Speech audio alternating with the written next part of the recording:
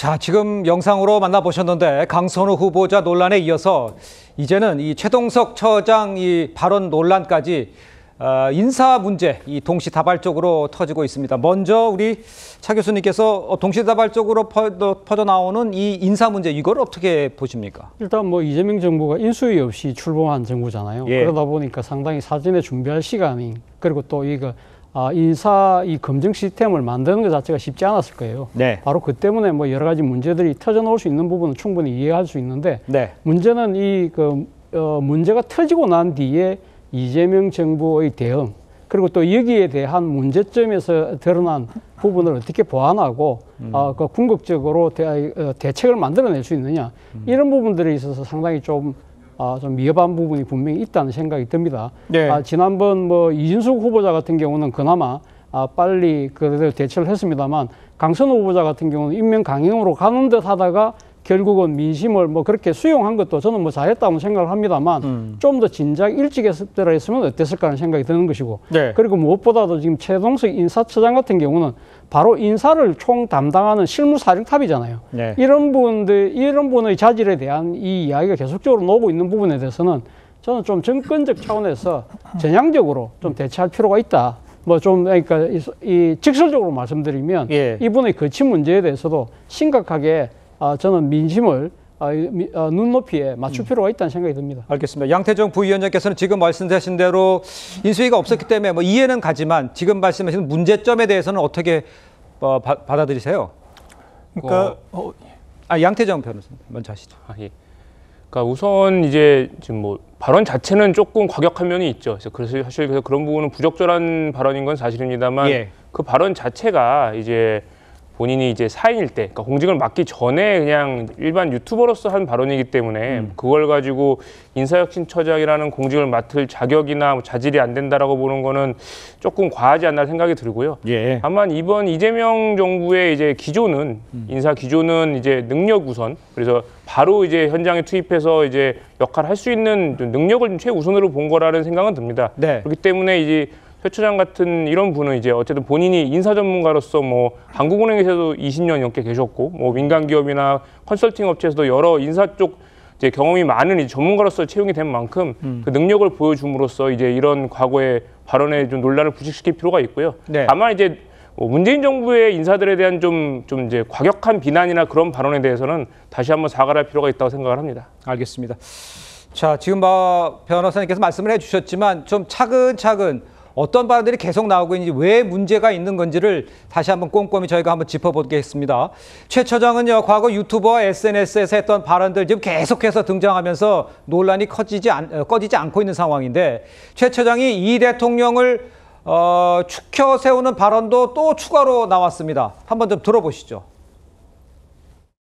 천재는 새로운 장르를 창조합니다. 새로운 산업을 만들거나 새로운 것을 발견해내거나 아인슈타인이 대표적인 예죠. 대장동 사건도 그건 이재명의 천재성을 보여준 거예요. 성남시장 하면서 공무원들에게 아주 신신당부한 게 있어요.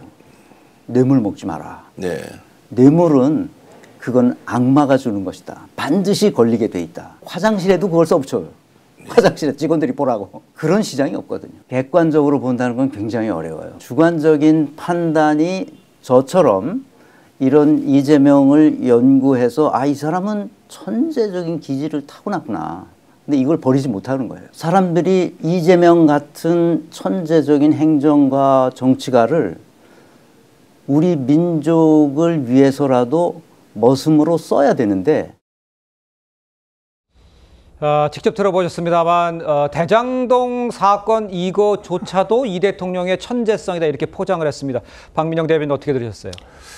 제가 듣기에 참 나쁘끄러운 제가 다 낯이 뜨거워지는 그런 찬양일색의 얘기들이었던 것 같습니다. 그리고 누가 봐도 이런 얘기들 때문에 보은성으로 지명된 것이 아닌가라고 하는 의구심을 가질 만한 그런 대목이었다라고 생각을 하는데요. 지금 인사혁신처장으로 임명이 된 거 아니겠습니까? 인사처라고 하는 것은 공무원들의 인사와 상벌을 담당하는 그런 자리입니다. 무엇보다도 공정성, 객관성과 가치 중립성이 중요한 자리라고 저는 생각을 하는데 예. 본인 스스로 방금 그렇게 얘기를 했어요. 자기가 주관적으로 이재명 후보라고 하는 사람을 분석을 하고 있다라고 얘기를 하면서 주관성을 기준으로 사람을 판단한다라고 얘기를 했고 지금 여러 사람들에 대한 어떤 평가들을 하는 걸 봤을 때 굉장히 가치 고립적으로 자신의 주관에 따라 평가를 한다라는 것을 쉽게 엿볼 수가 있습니다. 그렇다라고 하면 이것이 곧 자질적인 문제까지 된다라고 생각을 하거든요. 이런 식의 인사를 한다라는 것 자체가 우리 공직사회의 어떤 공정성 문제를 심각하게 저해할 수 있다라고 하는 점에서 우려가 되는 대목입니다. 그러니까 이제 말씀하시는 것이 이제 보훈성이라고밖에 볼 수 없는 내용들이다 이런 지적을 해주신 것 같아요. 자, 그런가 하면요, 최 처장은 이 대통령의 약점으로 꼽혀왔었죠. 이 형수 욕설과 관련해서도 옹호를 했었는데 먼저 이 관련 사건에 대해서 이 대통령이 직접 사과했던 모습부터 보겠습니다.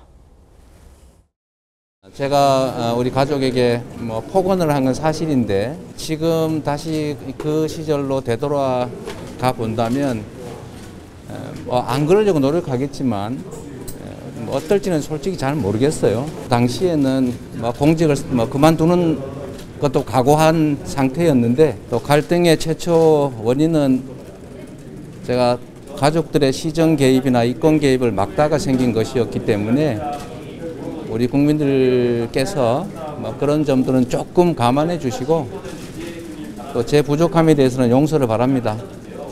죄송합니다. 자, 저 내용에 대해서 최 처장은 이렇게 옹호를 했습니다. 함께 보시죠. 자, 욕설과 관련해서 형님의 전통적 가치와 이재명의 새로운 민주적 가치가 집안에서 부딪힌 것이다. 이렇게 후회하고 성숙해가는 상황을 하이데거가 말하는 존재의 경험이라고 말하고 싶다. 이렇게 이야기를 했었습니다. 윤기찬 변호사는 어떻게 해석하세요? 천재적이에요.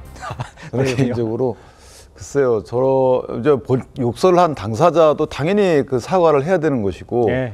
물론 그 배경에 대해서는 설명이 뒤따랐어요. 근데 네. 그 배경이 아무리 절박한 사정이나 이해할 수 있는 사정이 있다 하더라도 욕설 자체가 잘못된 거잖아요. 그런데 이 욕설한 것에 대해서 후회하고 이런 것들이 성숙해가는 하이데거의 존재 경험이다.